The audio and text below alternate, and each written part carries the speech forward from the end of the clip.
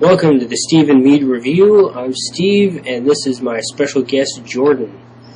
And tonight we saw Cirque du Freak, the Vampire's Assistant.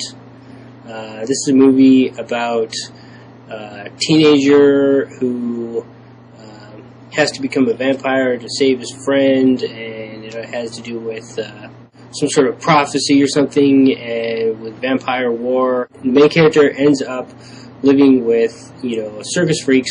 I got the impression that it was supposed to be some sort of a Harry Potter, except with vampires instead of, wizards kind of deal, where it's, aimed for younger kids. There's a lot of comedy in this one, a lot more than Harry Potter. The whole teen vampire angst thing has been way overdone. For those of you out there who like Twilight and the books and the movies, you might enjoy this, although, as Steve said, is definitely geared towards a slightly younger audience. So, plot-wise, I would say it was an okay movie. It generally held together well enough. Laughs, there were a few laughs. Well, more than a few, but not a bunch. Yeah, I agree. I laughed a few times in this movie, but overall, it wasn't that funny. It's got its moments, but, for a comedy, not real funny. It almost had a Wolfman's Got Nards joke in there. Almost. It was pretty close. So that was something that I noticed. Not that that's necessarily a good thing. I just wanted to point that out. Wolfman's Got Nards. Don't forget it.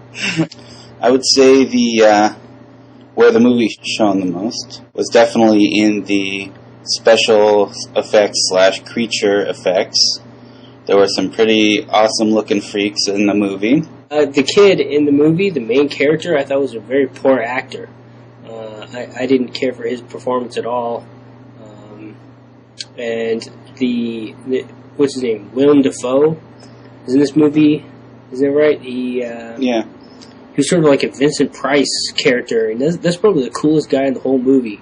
And he's not in it very much, unfortunately. So you got the main character sucks, and like this side character that's hardly in it was cool. Yeah, I didn't care much for the main character either. He seemed, well, like I said, it's the whole angst thing. He was a pretty wussy vampire. I don't know what I thought vampires should be, but that certainly was not it. Vampires who don't drink blood. Exactly. It seems a lot like the whole Interview with a Vampire thing. I wish we would have seen more of the bad guys. There's really only one bad vampire who, gets the kid to turn bad. And you see a lot of other ones, but they're just sort of generic guys. They don't have a lot of personality. They're just the one. So I would have liked to see more of them. If we were going on special effects and stuff, I'd definitely have to give this one an A, but all the other areas, I would say it's going to have to drag it down to maybe a C, maybe a C plus at the best. I think I will have to give this movie actually a D. I think it was... Whoa. It was... for a younger audience, they might enjoy it more than I did, but I thought the story was pretty weak. The main character was a poor actor. Not that he had a lot to work with the lame character he was playing. I thought it was supposed to be a comedy, judging by, the attempt at humor in this movie, but it wasn't really that funny. It did have decent special effects, but again, we're not rating just on special effects. So, all right. I give this movie a D.